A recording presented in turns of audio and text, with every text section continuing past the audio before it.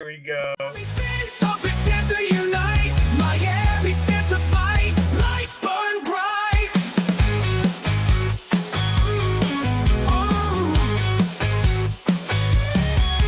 From the water they rise, fins cut the air. Storming fields. All right, hello everybody, and welcome to another edition of FTSN's Miami Dolphins post-game show. Another week in the books, another loss for Miami. The Dolphins lose 27-30 against the AFC East leading Buffalo Bills. Dolphins dropped to 2-6 on the season after a 61-yard field goal by Buffalo to put Miami out of its misery. We got Greg with us tonight, co-host of Fins Talk Overtime. As you can see there, the loud and can never be silenced Finstanza up here, always enjoying the Dolphins' losses each week, just sits there and gloats, loves it. You know, you can never find a more hateful Miami Dolphins fan and the supposed leader of the Miami Dolphins bandwagon. Before we get into Finstanza, see how he's doing for tonight, we'll get on to Greg because we haven't heard from him or seen him. Greg, how you doing, brother? Not too bad. Not too bad. Another rough Sunday. But after being on the road for 11 out of 12 days and then getting back and going out for 8 days again tomorrow morning now. So it's been a fun travel couple weeks, let's put it that way. But got to see a lot of family, but yeah, last 2 weeks have been rough, let's put it that way. 100%. And you just said it right now too. The Los Angeles Rams just won in overtime with a one-handed grab, beating Seattle 26-20. Miami will face the Los Angeles Rams next week on Monday Night Football primetime. I think that's in Miami, and of course we got. Is it in LA? It's in LA. I'll be at the game. Ooh, okay. Okay. Look at you. Yeah. There you go. We got our traveling Dolphin fan on the network. I love it. And we got Finstanza, of course, in the house. Finstanza joined me always on pregame and postgame. And he promised he let it all out before the show, but we all know it's coming. But before it gets here, Finstanza, other than this game, how are you, sir? Crappy. All right. Let's get into it. First off, Scotty, I was almost dead on. Oh, Bobby, I was almost dead on. Turn our field goal into the third into a touchdown. It should have been 31-30 score. LOL. Yeah, man. Moral victories are for losers, no doubt. Friend of the network, former host on Real Talk Finstock, Dolphin Thirsty, said the same thing. Moral victories don't count. I agree. Doesn't matter. Did the Dolphins put up a fight against Buffalo? Absolutely. Did they do a better fight? Did they put up a better fight in regards to score than our very own with Finstanza thought? Absolutely. Was it enough to win? No, it was not. In the end, was there a missnap tonight, guys? Today, was there a missnap? Potato chips? There was a mishandle of a snap. The snap mishandle. That's right. Excuse me. A mishandle of a snap. That. I wonder what was going through his head when that happened, But anyway, let's break it down very quick before we run into it. Again, Dolphins lose 30-27 against Buffalo after tying the game 27-27. Yeah, no missnap. Tua dropped the ball for sure, Scotty. Thank you. Tua finished the day 25-28 with 231 yards, 2 touchdowns, and with an 89.4 QBR.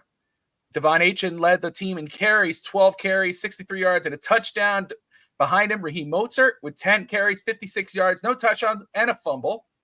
6 carries for rookie Jalen Wright, 18 yards on the night. Malik Washington also got a carry for 9 yards. Tyreek Hill led the team in yardage. He had 4 receptions, 80 yards, no TDs. He got Hill. Devon Achane, 8 receptions, 58 yards, and a touchdown. Jonnu Smith, 5 for 46. Jalen Waddle, 2 receptions, -4 yards, and a touchdown. Odell Beckham had 3 catches. I said he was going to get 1. He got 3. The defense. We'll hear from Finstanza on his thoughts on the defense. Chop Robinson did get credited with his first sack for today. Deshaun Hand had a tackle for loss. The QB was hit. Josh Allen hit 3 times in that game. Pass deflected twice. And, of course, an INT from Jalen Ramsey. And Josh Allen doing Josh Allen things, 235, 3 touchdowns, 1 pick, which was Ramsey. Kudos, though, to Chop Robinson. Happy he got his first sack of his career. Scotty's right. Go, Chop, go. Jordan Poyer, just like Julian Hill, trade deadline is Tuesday. I don't know who would. If we don't trade him, cut him. Poyer just totally, Miami, it looked like Miami had it. But Miami Dolphins doing Miami Dolphin things. Get Jordan Poyer. And you got that rough in the unnecessary roughness. Gets him in field goal range. 61 yards. A lot of, you had some beat writers saying it. You got Calais Campbell saying, if we play football like we played today, we're going to win a lot of football games. The belief has to be there that we're playing for something. We're fighting for something. I don't know which beat writer said this, but one said, hey, after watching today, the season's not over. They just have to win next week. They're still drumming that horn. Barry Jackson, no team in 52 years that has started 2-6 qualified for a wild card berth. So the 2024 outlook looks bleak. Strong case can be made to hire a new person with personnel control, but no need to trade your best players to do a 2019 take again. He has a link there selecting. Scotty says Poyer played for the Bills all day today. The bad hit and the fact that he let Allen score and dodge hitting him, the play was called back. Evan has a theory on that. I won't say it. I will wait for him. And yes, Mozart killed us with that fumble. So now that we got everybody out of the way with the little things here and there, we'll keep pulling stuff up as it goes on. I will start with a yes. I hope by tomorrow something happens. We'll see. I still think it's after LA if and when Miami doesn't win that game. And I mean that with all respect, just because it's Monday Night Football primetime in LA. But before we get into that, hello, darkness, my old fun. I'm going to start with Greg. Greg, give your thoughts on this football game before we go too deep. Then we'll get into Finstanza, because I know he has about a Bible's worth to go off of. But before we get into Finstanza, your thoughts on this football game, brother? The stats look great. Okay. Miami ran the ball 30 times. They had, they averaged, 4.8 yards per carry. All right. Tua had 3 incompletions. He had a quarterback rating of 124.9. All of that looks great. Okay. They still didn't make enough plays when they needed to on offense. Okay. This was a slow down game. This was a ball possession game, like it or not. There were only 7 meaningful possessions for the Dolphins in the game. They scored in 5 of them. Okay. 3 touchdowns, 2 field goals. But they needed more touchdowns. Okay. Buffalo had 8 meaningful possessions. They scored on 6 of them. And why did they have the extra possession? Because they had 1 possession that lasted a minute to score a touchdown. That 60 whatever yard swing pass that Miami forgot to tackle on. Okay. Big plays create extra touches. They create extra possessions. All right. Buffalo doesn't win that game if Miami makes the tackle. They could have still scored the touchdown on that drive, but it would have taken more time. They wouldn't have got that extra position at the end of the game to kick the field goal to win it. Them having 8 possessions to Miami 7 is one of the reasons why they won the game. And one of the reasons why Miami was so good on offense last year and led the league in scoring is because they had so many explosive plays. They had so many short possessions, time-wise, to score touchdowns that gave them extra opportunities to score more points. That's not happening now. They had 7 possessions this game. They had 8 possessions against Arizona. All right? And one of those possessions gave Arizona the extra possession because it was a safety, and it took a minute off the clock. And with if they don't have that, obviously they win the game because Arizona doesn't get that extra possession to win it with a late field goal. When you're playing this type of football, when you're ball control, when you limit your possessions on purpose, because that's what running the ball does, okay? When you limit your possessions, you got to be damn near perfect when you're playing good teams in those possessions. You can't fumble a snap. All right. And then when you fumble the snap, you can't punt the ball away on a 39-yard punt and allow a 29-yard return. Okay. You can't do that. That gave up points. Mostert can't fumble the ball. You can't commit 8 penalties and give them 4 first downs on penalties when the other team only gives you 2 and they have 4 penalties. Those are things in these tight possession games that you cannot do. And Miami's done it now 2 weeks in a row.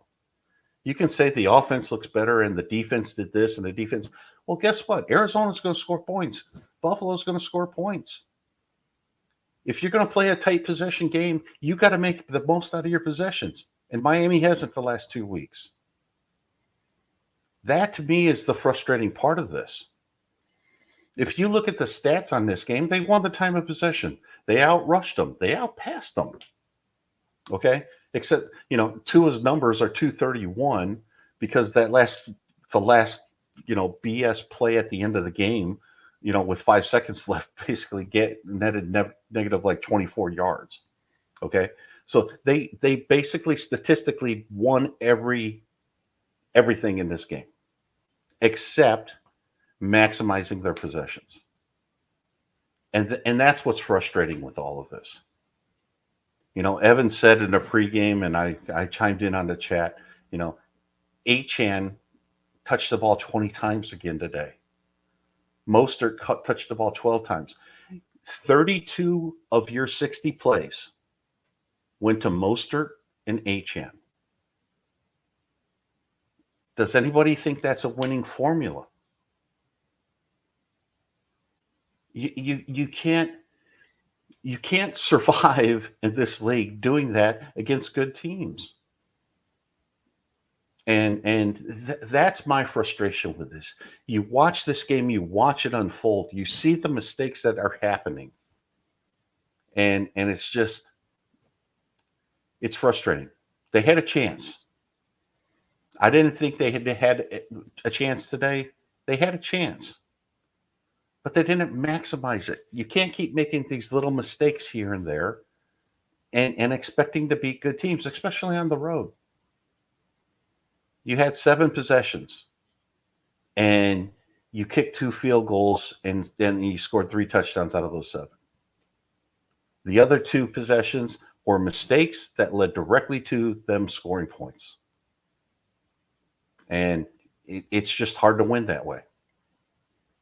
So 2-6, basically behind the Jets at this point.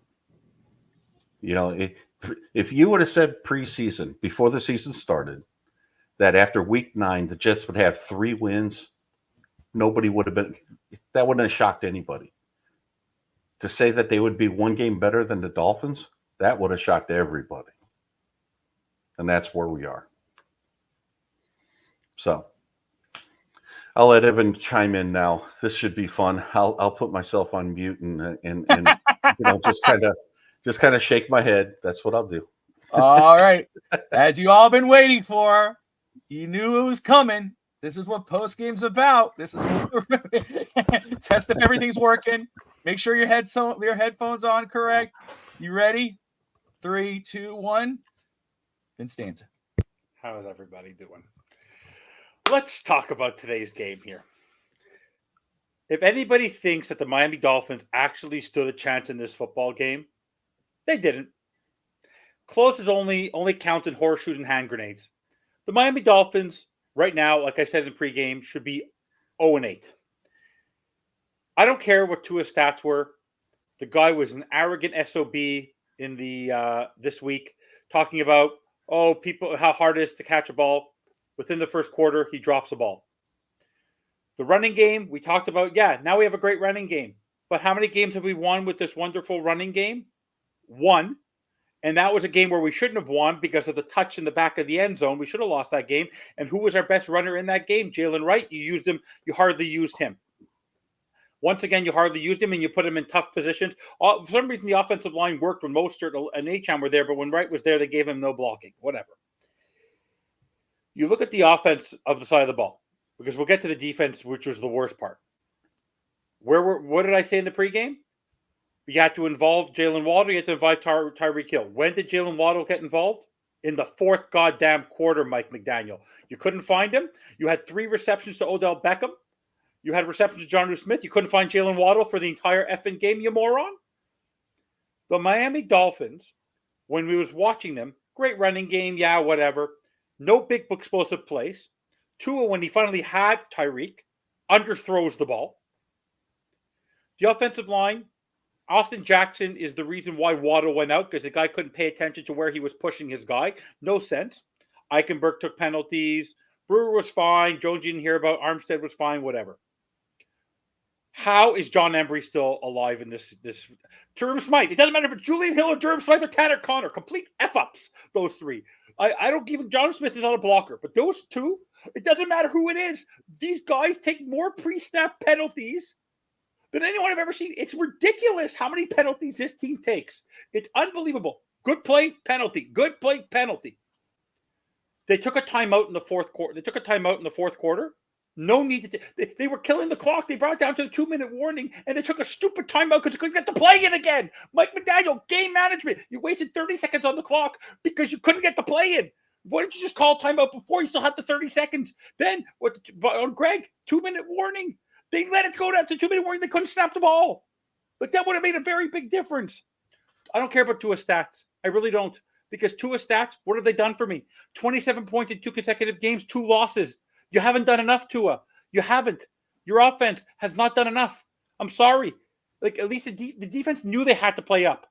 But you still haven't scored 35-plus points. You were supposed to be the best offense in football. Mike McDaniel continues to, every time I see him, he continues to look into his tablet. No accountability for his coordinators, whether it's Weaver, Crossman, and nothing. They just do whatever they want. They do whatever they want. When it comes the offense, whatever. It is what it is. They scored 27, still not good enough in the NFL because it doesn't count. I don't care how many points you scored. I don't care how good Tua's stats are. You know who had great stats and never won? Kirk Cousins. Everyone loves Kirk Cousins. Great stats. Phenomenal. 4,000-yard seasons. Great. All these touchdowns. What did it get him in Minnesota? Nothing. What did it get him in Washington? Nothing. Stats mean nothing to me. Wins mean something. I mean, we're going into our 25th year of ineptitude. 25 years. And you want to know what? If you ask Jay Fiedler, John Beck, Cleo Lemon, Ryan Tannehill, I can keep going, Jay Cutler, Josh Rowe, I don't care who, no one's even come close to the talent that this offense has. And Mike McDaniel is the worst head coach in the history of the Miami Dolphins because he can't run a football team. There's nothing. Why? Danny Crossman. What did I say about special teams? Who cost us our first touchdown of the game? The first point of the game that would have won the game? Jake Bailey. Jake Bailey gets it, punts it 37 yards, returned for 29. What kind of nonsense is this? But Danny Crossman's great. He's surviving. I don't understand it. Ineptitude. We had 7 or 8 guys in our secondary on our team. We keep on drafting these guys. Cam Smith, maybe Vic Fangio's right. Complete bust. Completely looks lost. What a bust he is already. Saron Neal, I thought he was a gunner. What the heck is he doing playing secondary? I don't understand. Marcus May, I now understand why Marcus May is no longer was a Jet because he's a loser. I don't understand how did he miss? How does he miss that tackle? Him in full. How do you see this guy Davis running at you? They moved out of the way. How do you not tackle him? How do you miss that tackle, Greg? How do you miss that tackle? You were a pylon. You just move out of my way. This guy's half your size. You couldn't tackle him. Linebackers. Did Jordan Brooks go to the David Long school of stupidity? He could not cover nothing. He played like David Long did last week. It's complete. Benito Jones. Can you lose 50 pounds? What the heck? You were so excited you got the penalty on Josh Allen. How about the fact that maybe you can actually grab onto him? Ogba, I'll give you a slide. Calais Campbell, I'll give you a slide. Chop Robinson. Yes, you got your first sack. But man, that 5-yard penalty made a very big difference. I'm sorry. Continues to be. That's coaching. I'm sorry. Anthony Weaver and Jalen Ramsey, great. Phenomenal. You caught it. That should have been a touchdown. You're very lucky you caught that interception. Okay? You should have caught that interception. So what? Big deal. I don't give a crap. All I could tell you is Anthony Weaver. I thought Anthony Weaver was going to be the difference where he had a little bit of fight in him. He's a former player. He was going to pound the table. He is suffering from the Mike McDaniel pheromone syndrome of stupidity, of being nice. If you think John Harbaugh would have stood for this crap, are you kidding me? He's killing his stock. He'll be lucky if he gets a job in the XFL when they bring it back in 15 years, the way he's coaching defense. Okay? It's unbelievable. But in the end, I don't care what Weaver does. I don't care what Embry does. I don't even care what Tua does. I don't care what Crossman does. This falls on one person's shoulders game day. Mike McDaniel. Mike McDaniel is he continues to streak with the best talent this team has had in God knows how long. You have yet to beaten one good team. You are now part of the ineptitude of the 25 years. You're part of the 5th year of this rebuild. And you can't come up with a way to beat a team when Josh Allen wasn't even that great today. When the Buffalo Bills defense wasn't that great today. You couldn't adjust. You couldn't get a deep ball play. You still can't do it. You still can't figure it out. It's nonsense. It's absolute buffoonery. Chris Greer. The amount of injured players. I liked Jordan Poyer last year. He was good last year. You went to go get somebody that nobody wanted anymore. You continue to pick all these nonsensical players. Jalen Wright, your running backs, great. You want to know why running backs get Greg, I'm going to give you something off. I'm going to give you something very obvious. Do you know why most running backs get picked in the 3rd, 4th, 5th round unless you're an utter effing superstar? Which is why Bobby and I wanted Derrick Henry, because they're not game breakers. They're not game changers. That's why they don't get the big contracts. That's why they don't get those things. It's supposed to be your quarterback, your edge rushers, your corner, your shutdown corners, etc. I've never seen a more poorly foundationally built team in my life. They are scared. They don't want to win. They're still, Tua was laughing on the sidelines when it was tied.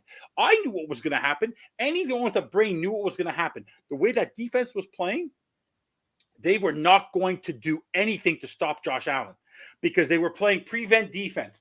Every week, prevent defense, let it fall in the middle. You know who takes advantage of that? It's been happening since Justin Herbert and Brandon Staley in week 13 or last of 2 years ago.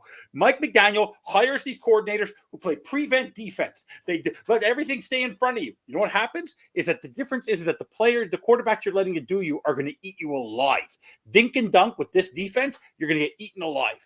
And you want to know what? Mike McDaniel, Chris Greer, you're laughable. No one wants to talk about you. You turn on the channels, except if you're watching Dolphin stuff. The Dolphins used to be the greatest show on surf. No one's talking about you. Used to be talked about all the time. Why? Because people do not want to waste their breath on this embarrassment of a football team. You want to know what? I thought Miami coming to South Beach was about being in the bright lights and being a superstar. No, it's because you guys want to retire early. This year, retire Teron Armstead, retire Josh Poyer, retire. You know how many people I want to force into retirement on this team? Honestly, and I'm going to tell you this right now, Bobby, we're 2-6. If Tua stuck as our quarterback, you know what I would do next week? You know what I would do for the rest of the season? I'd bench him. I wouldn't play him because you want to know what? You know what he did today? He did it again. No one's talking about it. He ducked his head. He wanted that first down so bad, he ducked his head. And you know what the worst part about that was? He's so unaware of where the line is because that's what happened when he got his concussion the last time. He has no sense of where the line is. He was a shin.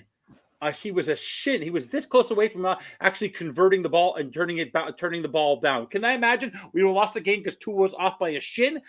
He has no self-awareness in the pocket. He's terrified. And then when he goes diving. And I go to myself, this is our quarterback for the next couple of years. He has never learned his lesson.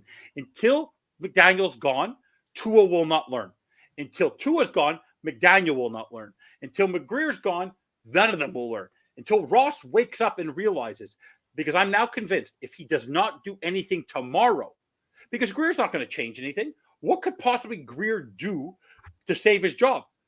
I'm just convinced. It sounds awful. You know who I actually blame for all this? Brian Flores. Because if Brian Flores wouldn't have sued Stephen Ross wouldn't be terrified of another lawsuit to fire Chris Greer. Because I do not know what Chris Greer has on this guy. This team is a laughingstock. In all my years of following sports, all my years being part of this team where we couldn't get people in the stands, everything, rebuilds, anything, any team I've cheered for, no team, no season, no ethic is more embarrassing, more pathetic than this team this year, because they have more talent than the majority of the league, and they have no idea what to do with it. And you know who's supposed to be able to build that foundation? A head coach. Unfortunately, we have a community organizer, a guy who wants to laugh on the sidelines with his best friends and doesn't want to be a head coach. And he must have some ironclad contract or some support from up above. I don't understand why, but we are now the team that is going to go 25 effing years without a playoff spot. The rest of this season is a waste of our time until they make a significant cultural change on the front office or on the coaching staff. The Miami Dolphins will go literally nowhere. There is no team that is worse than the Miami Dolphins, because the Carolina Panthers are in a rebuild mode. The New England Patriots are in a rebuild mode. Do you know who has as many wins as them? Us. Everyone was laughing at the Cincinnati Bengals, how they were 0-4 this year. They're now going to be in 500 soon. Our foundation of our team is an absolute joke. An absolute joke. I don't care what the stats were. Stats mean nothing. You know who doesn't care about stats? Ben Roethlisberger. Because if anyone recalls, in his first season, when he won a Super Bowl, he had the worst stats in NFL history in a Super Bowl. No one cared. Why? Because he won a Super Bowl because they built a team. Bob Greasy won a Super Bowl throwing the ball 7 times. Why? Because Don Shula was a smart head coach. What do? We have Mike McMorron. And as long as Mike McMorron and New Era Golf is up in the press box, we are going to lose. I'm done. Let me okay. You know what? That was clean, man. That was clean. And as I'm listening to you, I'm not gonna lie to you. I kind of went a whole other direction in my head, because I go, I don't know why we're doing bandwagon. We should have a whole other show with Finstanza. I'm ready to go. I mean, just that, just to go off on everything. But anyway, you were laughing. I thought it was great. I thought it was great. Let me ask you. My favorite line. Constanza knows what he's talking about. And Nick loves me. Nick loves me. Yeah, Nicky. I saw Nick in there.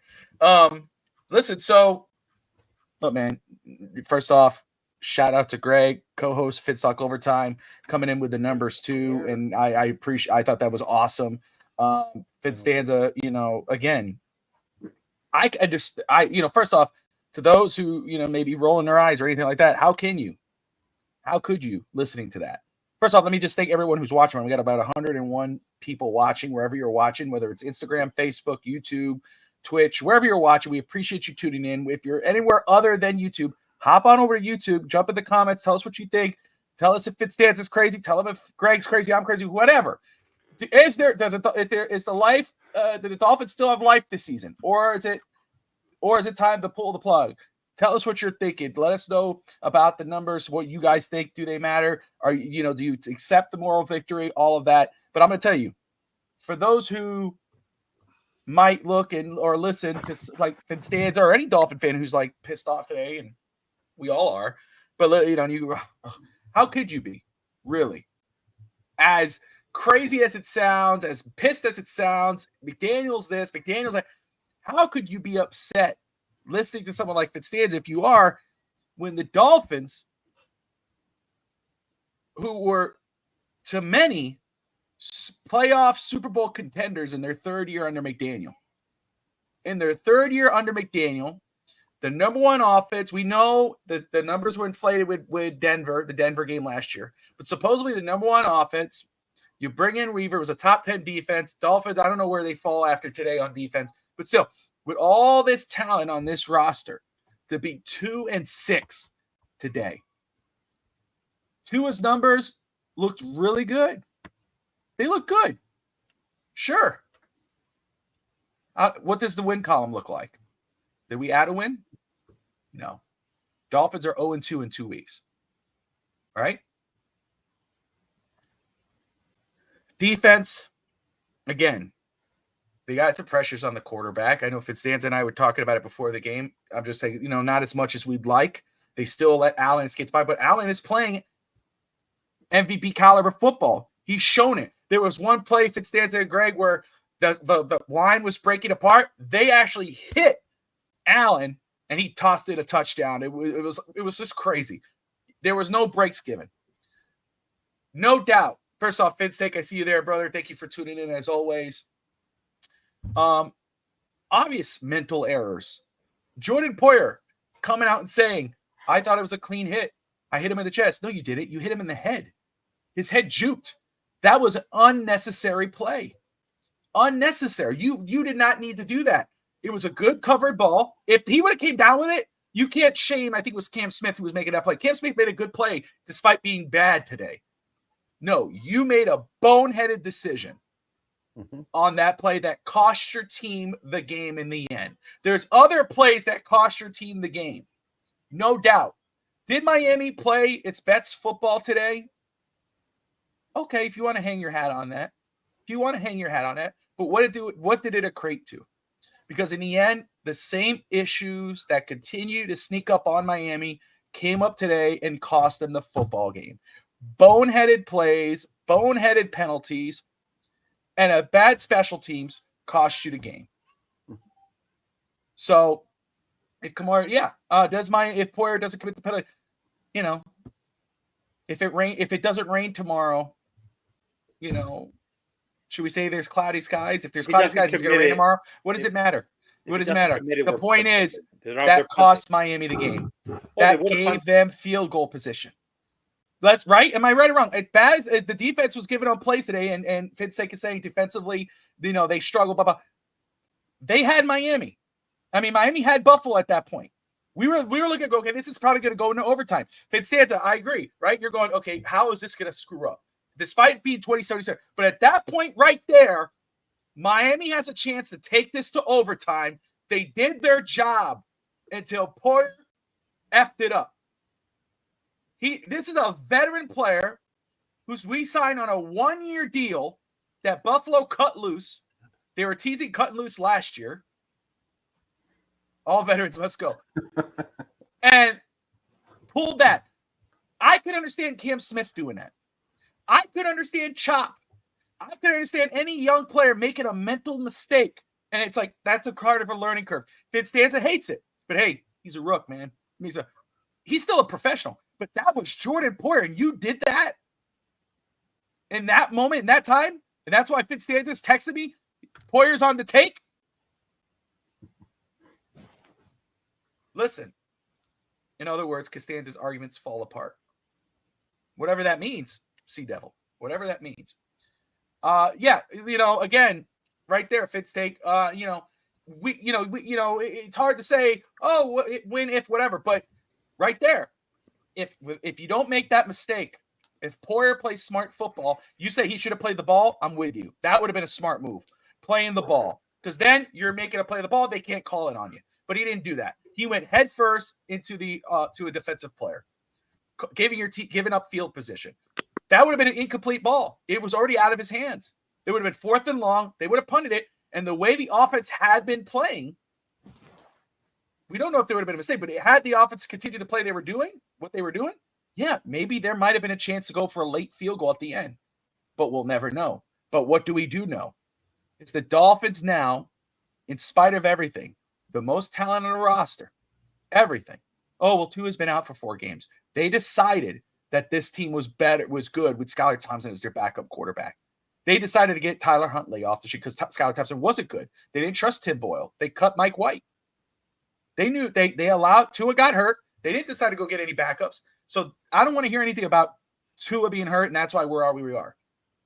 Tua's been here for 2 weeks. Did it mean any wins? Did it give us any wins? No. Because we lost to a bad Indianapolis team.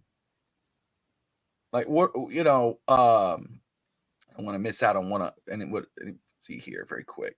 But anyway, can we agree that this was Miami's best game so far? Sea Devil, I'll tell you this. Sure. I'll let Greg answer ours, but I'll just tell that I'm going to say it like this. You know what, Sea Devil? Sure.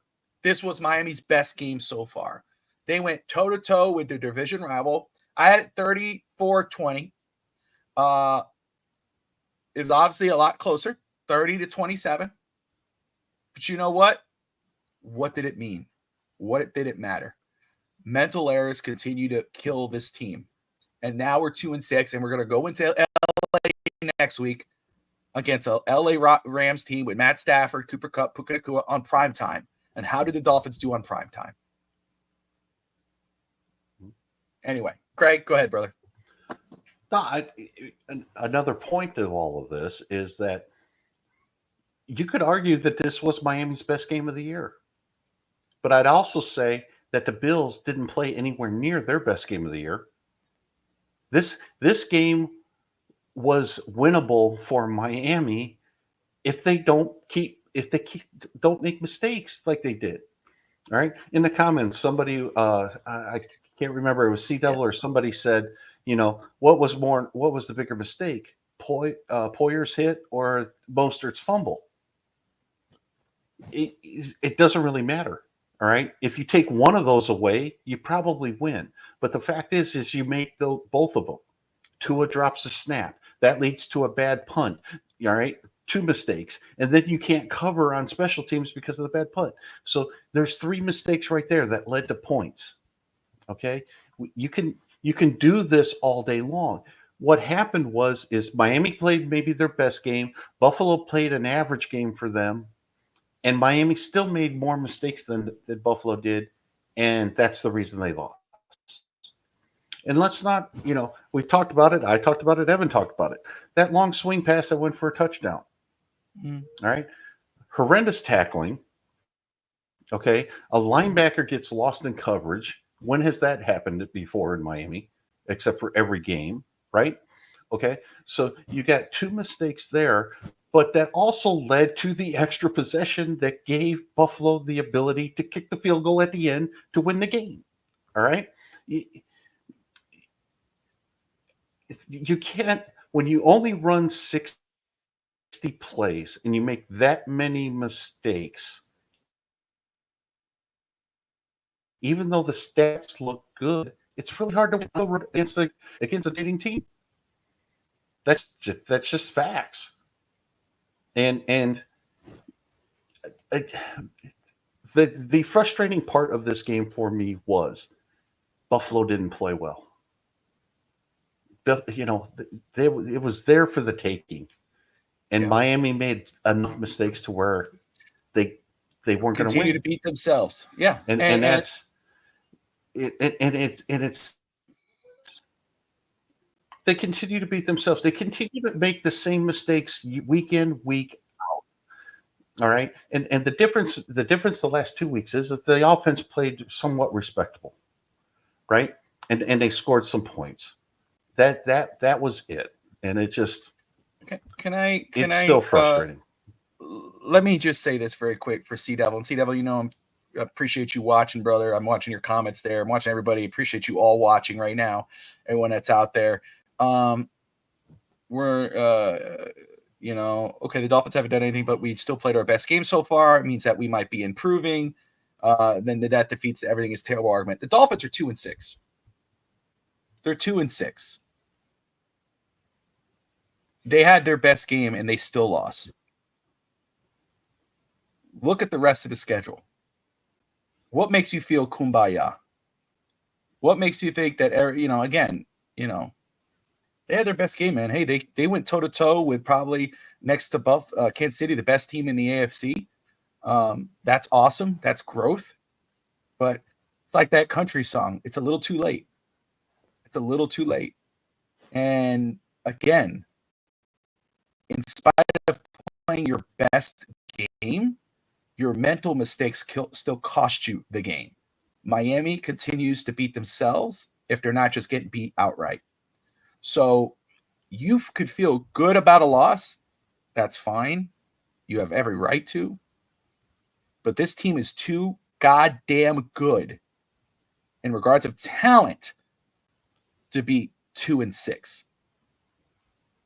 So I don't give a damn if they lost by 1 point. By 1 point. They lost by 3 in a field goal, 61-yard field goal. I don't care if they lost by 1 point.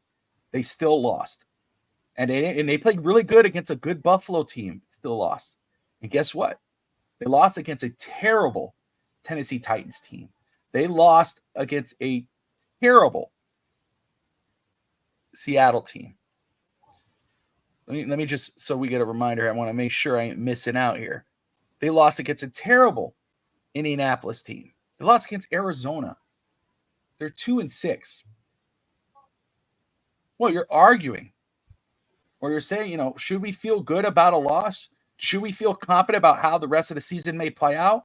What evidence has Miami given any one of us that they could right the ship this season? What evidence? Oh, well, they played good today.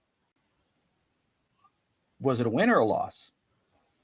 Do I think Miami will lose every game? I'm going to go, Greg, you pull up right after me, brother. I'm going to let you say it right now. But do you think, do I believe, Evan, I'll let you get there. Do I believe Miami will lose the remaining other games? No. They're probably going to beat the teams they're supposed to beat. Hopefully. But can we stop pretending like they're going to win out? Let's be real. Let me just ask you this for talking about Arizona and Seattle. Talent-wise, is Miami more talented than Seattle and Arizona? Did they have more talent on those teams? Yes. Miami should have beaten those teams. They didn't. But go ahead, Greg. I'm sorry, brother. No,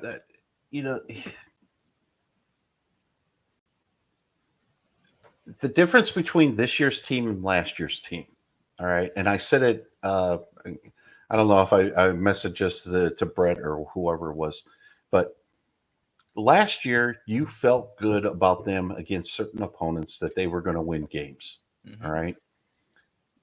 This year, could Miami beat anybody? Yes, right? But they could also lose to anybody, all right? There's not a team that looks at Miami and says we can't beat them. Miami went down to 14 points to Carolina last year. There was no issue with anybody thinking that Miami was going to come back and win that game. All right, maybe Evan, but he, that was last year, right? But this year, I just don't think. There is nothing that Miami has done, and especially the way they have played football these 8 games, to say that there are any sure wins on the schedule. All right? And if you keep making the same mistakes over and over and over again, it just becomes hard to win games. Again, Miami played maybe their best game this year. The Bills didn't.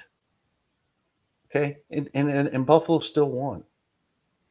Mistakes last week against Arizona. Arizona didn't necessarily win the game. Miami lost it because of the mistakes that they kept making. All right. If you want to say that about today as well, even despite the stats, you probably could. Miami made more mistakes than Buffalo, and they lost. There's nothing right now that tells me that doesn't continue going forward. I don't. Statistically, with Tua, they're better. Yes, but they still make mistakes, and they make enough mistakes to basically put games in doubt. And when you put games in doubt and you allow the other team to hang around and things like that, this is what happens. Miami scored 13 points through 3 quarters this week. That's not good enough. All right? That's wasting possessions. You scored touchdowns on your last 2 possessions. What did you do on your previous 5? You didn't score enough points. You scored 13 points. It's not good enough. And especially it's not good enough because the defense is playing without some of their better defenders. All right? Sealer's not in the game. You're down cornerbacks. All right? Your linebackers are out to lunch, right? There's just nobody. When you're playing good teams and your defense is not 100%, your offense has to pick up the load. And by picking up the load, that means scoring 30 points, in my opinion. The last 2 weeks, they've scored 27, but it hasn't been enough. And again, I go to the first 5 possessions. You only scored 13 points against the Bills team that really wasn't stopping you. You were stopping yourselves. And you just can't keep doing that. And Miami has done that every game this year, in my opinion.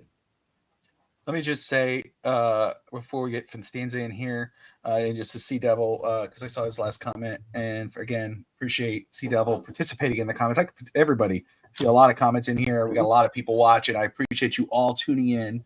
Thank you so much. And man, no matter how you feel, everyone has a right to their opinion, their viewpoint on this season, this victory, or maybe this loss, and the way any game, the way it goes down. I get it.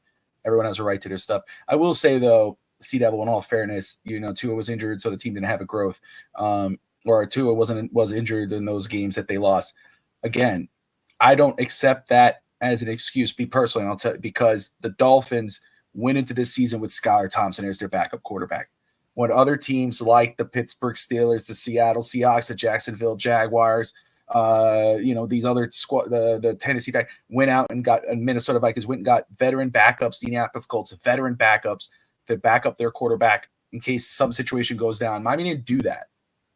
Chris Greer and Mike McDaniel went into this season saying Skylar Thompson is good enough to be a backup, to be the second quarterback if and when Tua goes down. So they accepted that responsibility. Now, if it would have been like, hey, you know what? They went and got their guy, or let's say Skylar comes in and he played really well and they were right, and then Skylar went down and we're in your third string, your practice squad, that's a different boat. But no, Skylar didn't. Skylar looked regressed. He was obvious. There was a lot of, I was banging the table for a veteran quarterback, whether that be a Ryan Tannehill or Joe Flacco or whomever. They didn't do that. They felt pretty good with their quarterback room. They said it. We could win with these guys. They didn't. So that's why I don't accept that as an excuse, whether Tua was injured or playing or whatever. Just my point of view. And I respect yours. I'm just letting you know my point because I started commenting. I appreciate it. Jamie says the craziest and saddest thing about this year, it seems that on offense, the team has actually learned how to play a style that can win in December and January, but they lost too many damn games. Chris Gon says, guys, I'm an NFL fan, but I got to say, Miami is not finding ways to get Tyreek the ball. They're not finding Tyreek the ball enough. Come on. He's your best player. Scotty, got to be able to win games scoring 27 points. This guy's totally off. I think he's talking about Greg there. Got real finicky in the red zone, Miami. That is DSG label. Ray Finkel, DSG label, missed Evans' rant. They were upset about that, but don't worry, show's not over. You got plenty. They're putting this loss on the defense. The defense couldn't make tackles. They looked weak. Finstanza was right there with you. 56 on YouTube watching right now. Appreciate you guys watching. If you're on wherever you're watching, appreciate you all. If you're on YouTube, hit that like and subscribe button if you're new to the channel. I know on Instagram, we have a few people watching right now. The daily_559, man, appreciate you. He says, we are cursed. Movie, Little Nicky, Adam Sandler style cursed. Marino made a deal with the devil. Timmy McBride, we built this team from top down, not bottom up. We went after all the big-time receivers and running backs, but we never built a true O-line. Yet they played better today than that, but they weren't consistent enough. Yeah, we all wanted Skylar and White gone, not them, apparently. I feel you, Sea Devil. I hear you, brother. It's all good. They played their best game, but the results and errors are still the same. Man said, chill. Who are we drafting? We need change immediately. Man, if we knew, we'd be playing the lottery. Yeah, everyone in the chat, man. First off, wherever you're thinking, whether you're agreeing or disagreeing with us, it's really cool to see everybody participating. T Dobbs, great to see you, my man. You three fellas speak the honest facts more than most Miami Dolphin YouTube channels. Curtis at Ace calls it like it is too. Appreciate you, T Dobbs. Thank you, brother. And he's been quiet. God bless him. But he's been hearing and reading everybody's comments. He's been looking at Twitter. He's been hearing us. So, Finstanza, your thoughts, my man. Let's regress a little bit. For most of the last 25 years, say 22 because McMoron wasn't here, we could count on one hand, the number of so-called all-pros or Pro Bowlers. The names were Dan Marino, maybe Ricky Williams when he was a little bit there, Zach Thomas, Jason Taylor, and maybe Cam Wake. Besides that, there were nothing. We built a team with Tyreek Hill, Jalen Ramsey, Jalen Waddle, Tua Tagovailoa, Teron Armstead, all these guys, even Poyer was an all-pro. All these stars. And you give a guy the opportunity to do something with it. In the third year of a rebuild, and the fourth year of a rebuild, and F's it up.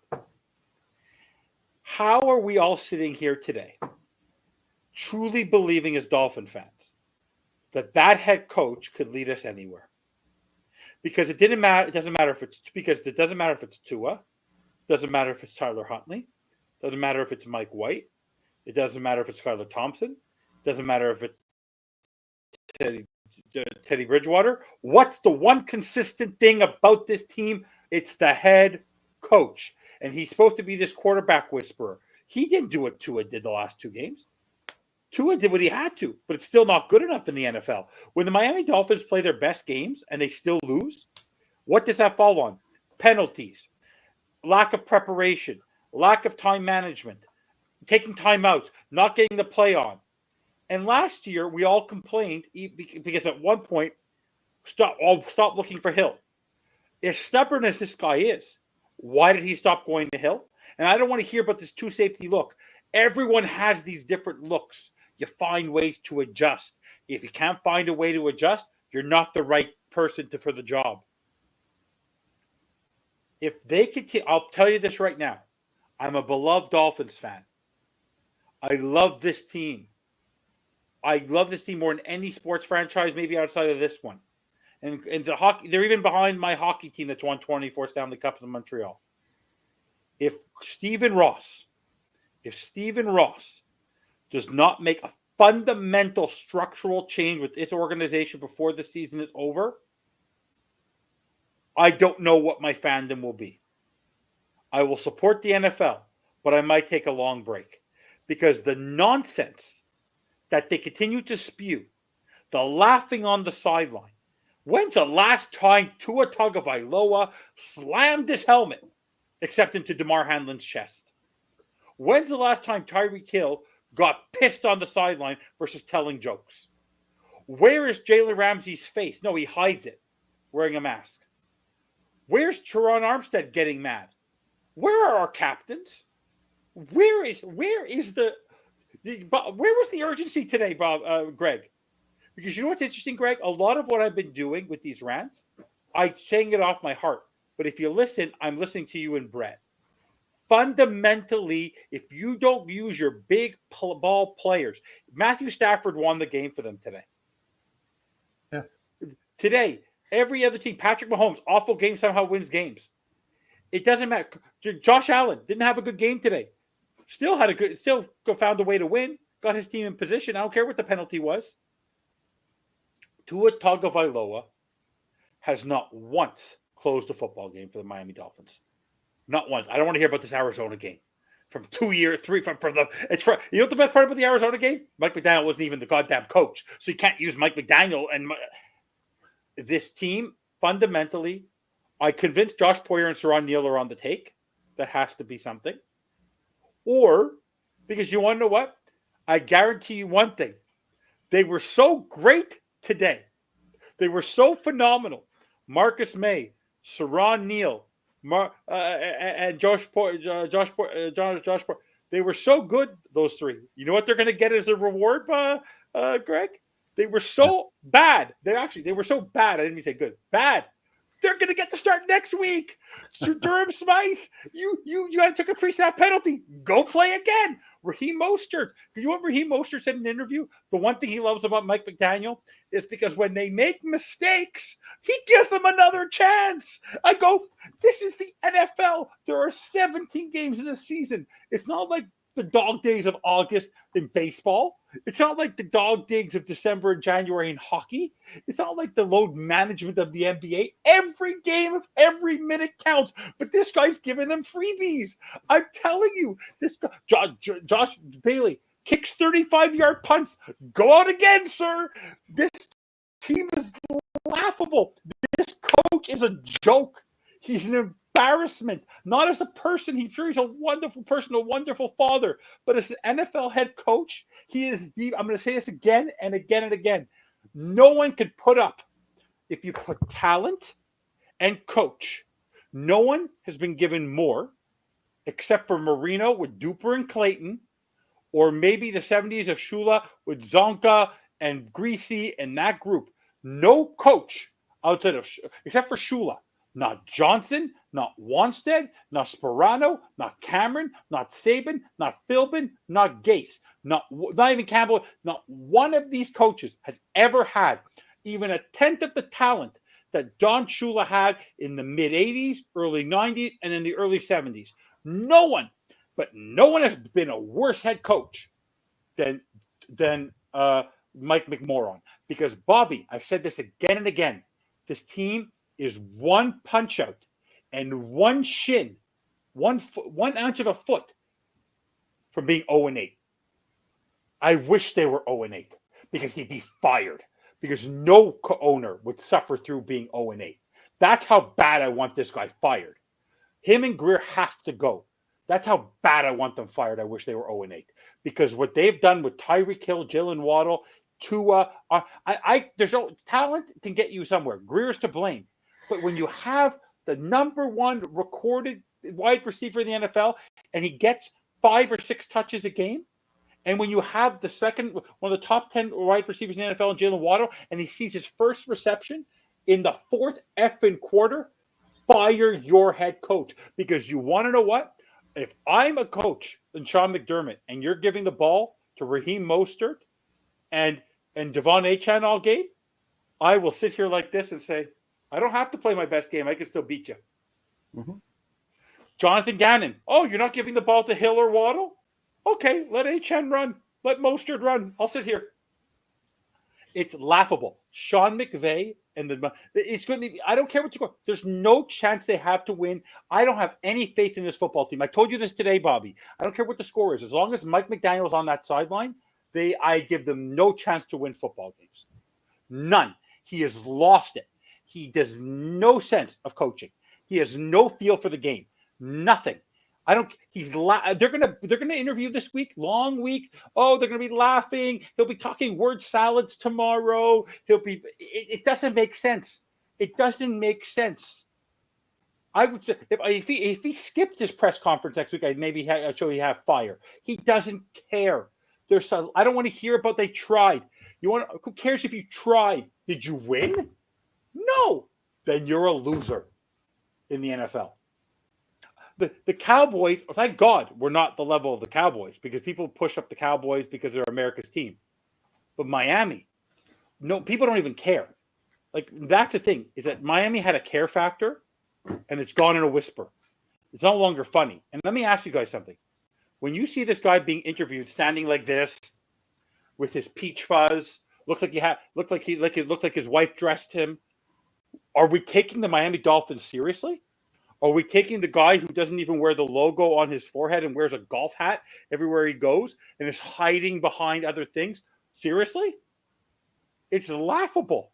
It's and you guys, I don't know if you heard this today. Did you happen to hear this? The Tua couldn't sleep at night, so he went to have a little sleepover at 3:00 in the morning in the office with Mike McDaniel. So you're telling me Tua Tagovailoa? Not a sleepover. Come Yes, on. they cuddled in the office at 3:00 in the No, morning. oh, would you They were in the stop it? office. They were talking about No, injury. stop, No, stop I'm it. talking. I'm No, talking. I'm talking. Let me no, get my point. no. Do Let not me do get my that. point. No. No. You're not going to miss my point. You're going to miss my point. Okay. Tua said he was involved in the offense and the schemes of all the players while he was injured. Think about that. Tua Tagovailoa, Greg, was involved in the process of everything with Mike McDaniel while he was injured. They kept losing. So Tua, you and Mike McDaniel, cuddle buddies, get together at 3:00 in the morning, have some hot cocoa, hang out to the blanket, look at the tape, and you got worse. I don't care if you scored 27. You scored 27 in the first quarter last year. Now you're scoring 27. You know it's not enough against Buffalo. You know you had to put up 40. You had to put up 34. Mike McDaniel and Tua Tagovailoa should go on a vacation together to Hawaii and never come back. It is unhealthy. I guarantee you've never heard Patrick Mahomes go. I'm going to go hang out with Andy Reid and have a cheeseburger. I'm going to be down. I'm going to hang out with Don Shula. They brought it up. Come on now. No, it's embarrassing. Honestly, I think first of all, wait a second. It's a joke. Stop. Wait a second. He was injured. He was on IR. Other people. The morning Evan, quiet for a minute. If somebody would have said, "Oh, he stayed away from the facilities. He stayed at home. He was recovering." Good. But if any other quarterback, and I'm gonna just change it up here, because if any other franchise quarterback says, "No, I'm gonna be a part of this team. I'm still here. Let me go meet up with my coach, be a part of every go room and everything." There's nothing wrong with that. I think that was 3:00 in the morning. A little weird. The coach is up at 3 a.m. There's a lot of coaches that are there. There's nothing weird about it. It's weird to you. There's nothing weird about it. He's watching film. A coach-player relationship. He is supposed to be the equal. Do you think that Mike McDaniel is inviting, God forbid, what was his name last year who got concussed? Who's the guy? Who's the special teamer that got concussed? No, God, I forget his name. Why would he come in, though? Why would he come in? Why does Tua, while he's recovering? He's the franchise quarterback. Whether you like it or not, stick to what you're going. Yeah, but he's not a very good franchise quarterback because his backup quarterback sucked for 4 weeks when he wasn't there. Fair. And by the way, the reason why they didn't win the last couple weeks is Tua was a moron. Bobby, you haven't even reacted. That's how you roll your eyes. Head first again, and he was one shit away from losing the game anyways. And by the way, Greg, I want to mention this. I didn't even mention during the game. I was sitting there. And this is so Miami Dolphins. First and 10, second and 12, third and 11, first down. When they took fourth down, you knew Josh Allen was going to score. I had no sense that the defense was going to stop a cold. When they were in the red zone, our defense, but let's be fair. Let's be fair. No. Miami Dolphins get a fourth down. By the way, can I ask you a question? When's the last time they converted a third down conversion? The first third down conversion to keep the play going. Bang! We gotta let Greg say something, but very quick. Let's be real. You knew all of that, or you believed all of that before the game even happened. Yes. So you even when Miami was like they tied the game, you in your heart of hearts, you were like, and I would even say maybe you were rooting for them to lose that part. That sounds awful. I want them to lose. I know you do. It's I hear as bad, honestly. Because what's going to create change, Bobby? What's going to create the change? I love my team so much. Sure. We have to suffer again because I'm telling you, you're that one taking old Yeller in the back of the thing. I love you so much, but I got to do it. No, you know what the difference is before Greg goes. Greg didn't know me back then, but Greg can go back. We have been fighting over Mike McDaniel since the Chargers game. Oh God, it's yes, they are. By the way, it's very unhealthy. Bobby, it's unhealthy. They're best friends. Do you think Patrick Mahomes and Andy Reid are going out to have a cheeseburger together? Do you think Brock Purdy and Kyle Shanahan are walking out together, giving each other a ride home?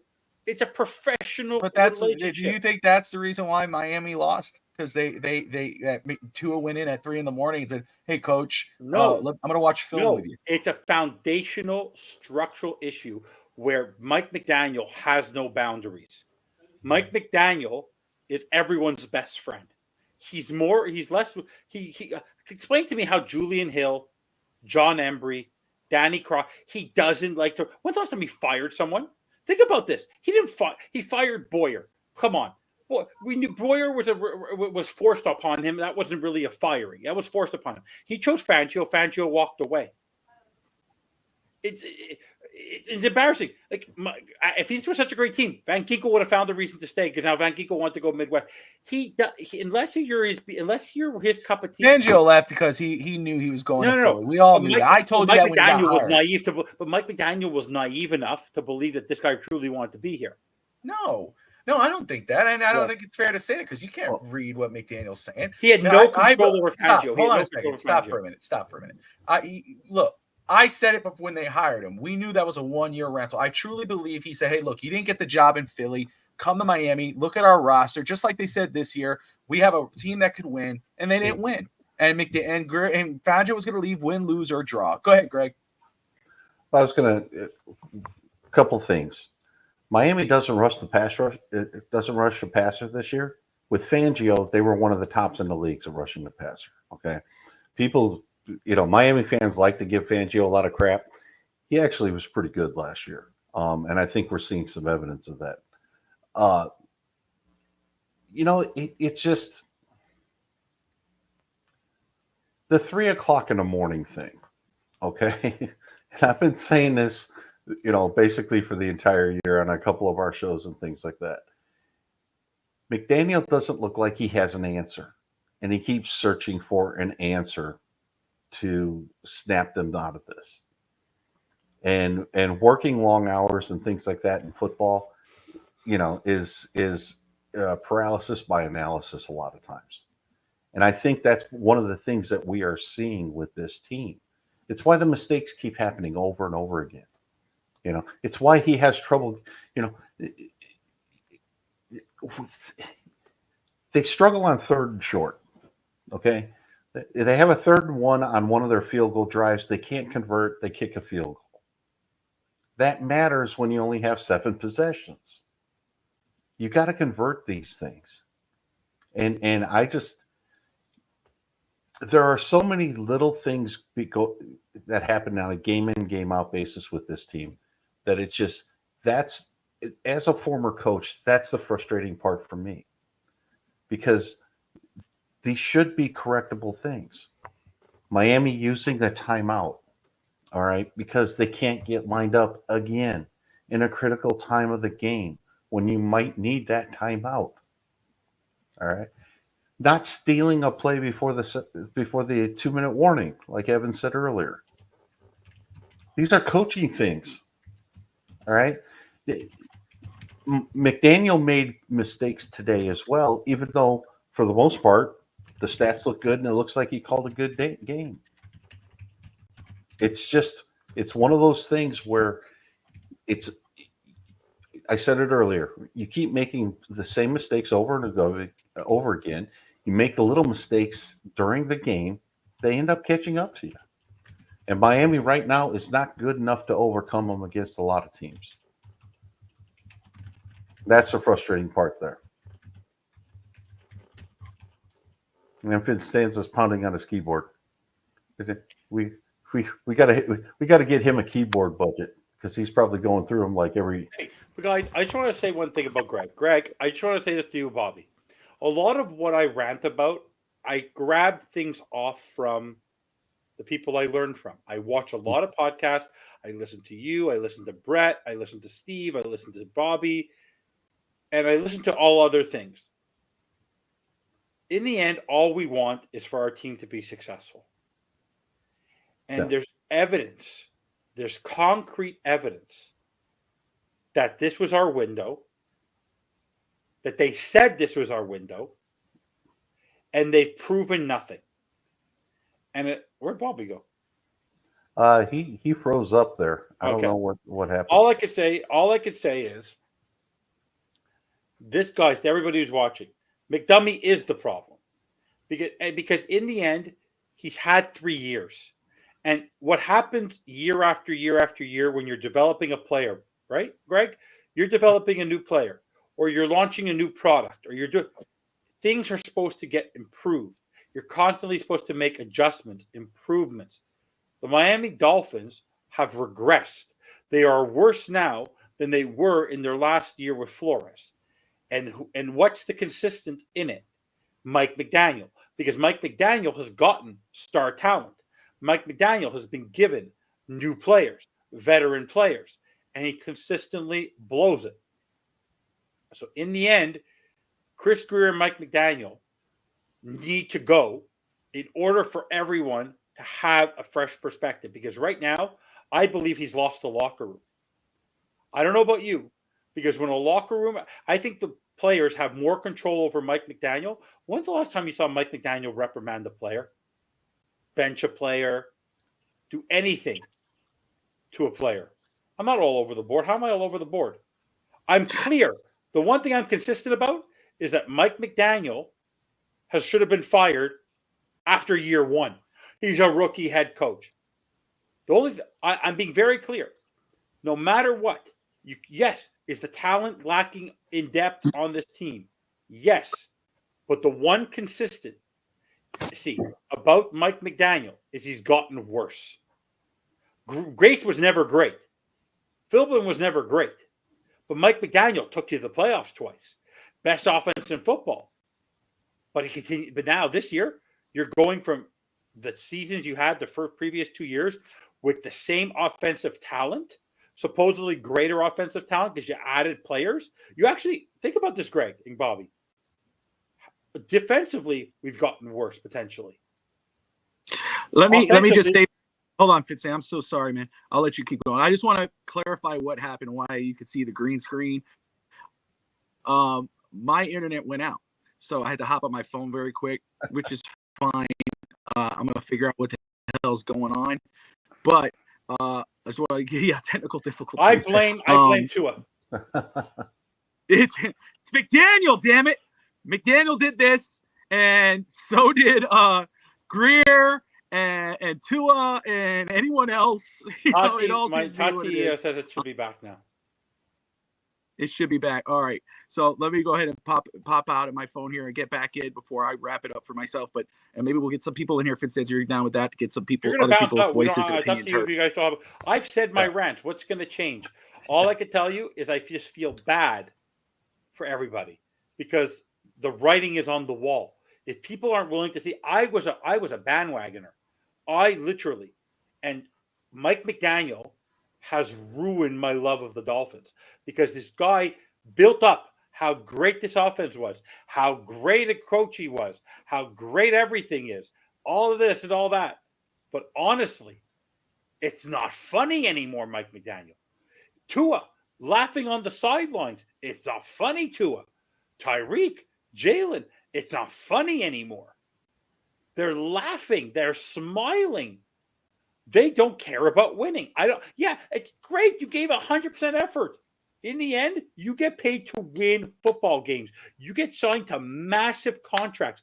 Tyreek Hill is getting paid close to $1.75 million a game.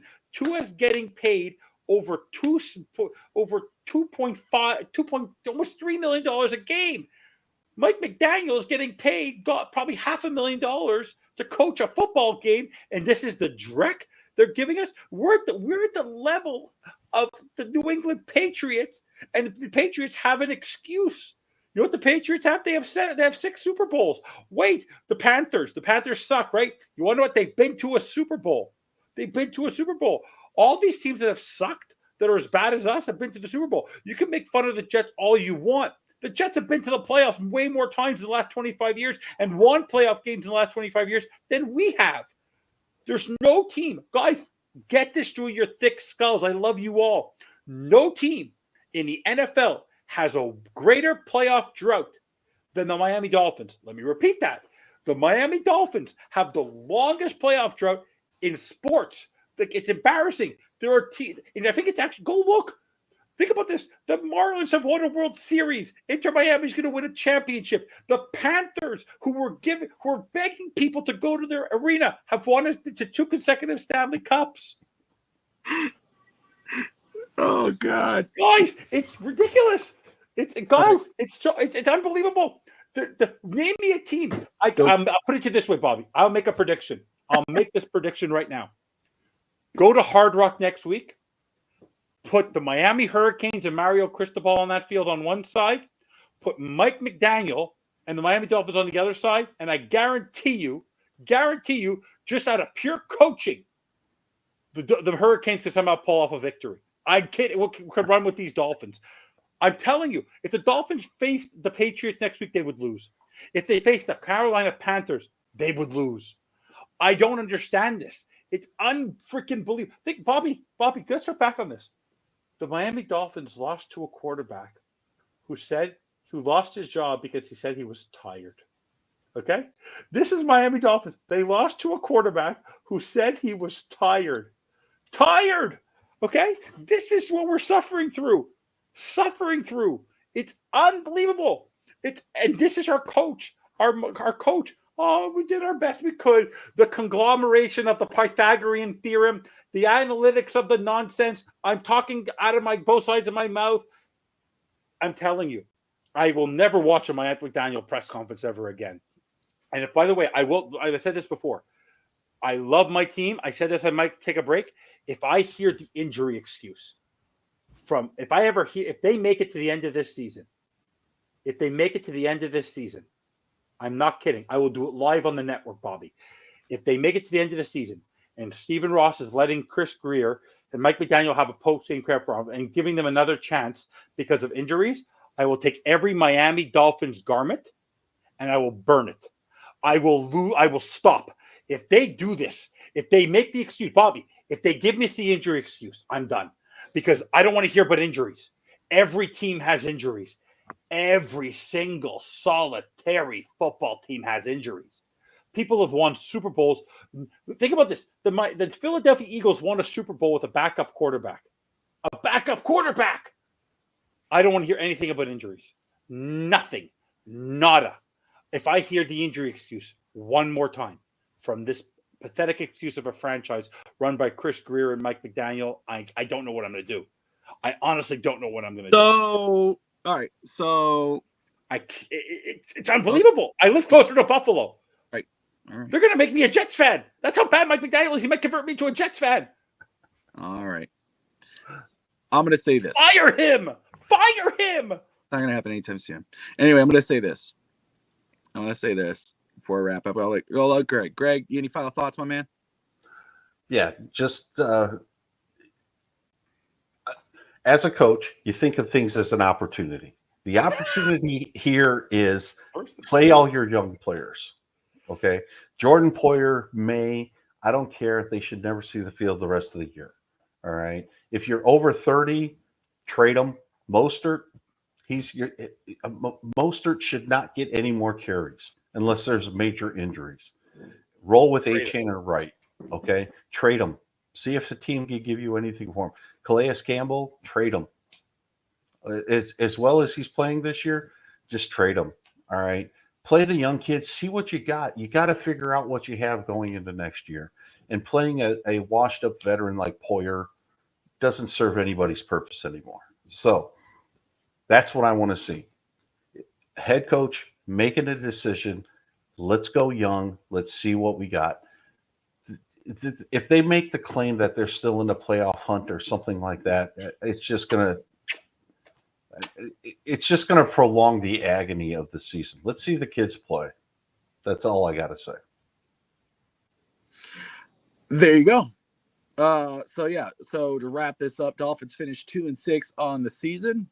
Not on the season, excuse me. It's not over yet. Right now. 2-15. 2-15. Oh, they'll win a game or two. Yeah, they'll win. Only when they fire McDaniel. We'll say this. First off, just because it is 2-6, the season's not over in regards, it's not technically really over. I am all about letting go. Evan, stop. So I'm all about definitely, absolutely letting go of Greer. Should have fired him 2 seasons ago. Again, like I said on East 10th Street Boys, and I said on Fitz Talk today, if the Dolphins, go 2-15, if they go 4-6 wins, they need to clean house. You clean house. But I will say this, and I say just say it because you heard it here. I know a lot of people kind of like going, "Oh crap!" They could have 2 wins. I ain't burning any jerseys. I ain't renouncing my fandom. I ain't taking no break. I am a Dolphin fan until the day I die, and I will represent this team and represent my fandom. And I'll be openly disappointed, and I will call this team out. But no, I won't be renouncing my fandom. I will not be burning any jerseys. Don't believe in that. So no worries here. And I don't think Finstanza really will either. If they use the injury excuse, I am not kidding. If they use the injury excuse, I am not kidding. Yeah, they're going to use it anyway. Everybody's I can't watch them anymore. Honestly, I ruin every Sunday by wasting my time with this dreck of a head coach. Honestly, I don't understand it. It's like honestly, it's like the guy can't. And like I get it. I want to vomit. I get it. I never thought I would use the word hatred towards a head coach, but man, I hate this guy as a head coach. As a person, great guy, but man, I hate him as a head coach. Oh, goodness gracious! Hate him. He makes me want to vomit. He makes me want to hurt myself. You said before the show you weren't going to do any of that, and he brings it out of me, Bobby. He brings it out of me. That's why I'm Costanza. Yeah. Like, I have a grapefruit in my eye. Maybe Costanza. I don't know if you got to carry that Finstanza anymore, but I don't know. Why not? I'm as crazy as George. Oh man. Anyway, guys, we appreciate I'm a marine biologist. Everyone who participated. Thank you so much in the comments. Yeah. Another week, another loss, but hey, it's just another day in life as a Dolphins fan. Greg, tell me where Daniel hurt you. You can catch Greg on Fitz Talk Overtime. Again, that's a rotating show, but if you hit that like and subscribe button, make sure you hit that notifications bell to catch Greg and Brett breaking down the games and the games to come. Of course, you can see me and Finstanza on the pregame and postgame show. And of course, you catch me on Fitz Talk today and No Holds Barred and East Central Boys, anywhere. Really. Adelaide Industries. Appreciate you, Dobbs. Appreciate everybody who watched and talked and participated. We appreciate you guys. Like, subscribe. Most importantly, as always, Dolphin fans, do your best to fins up. Fire McDaniel.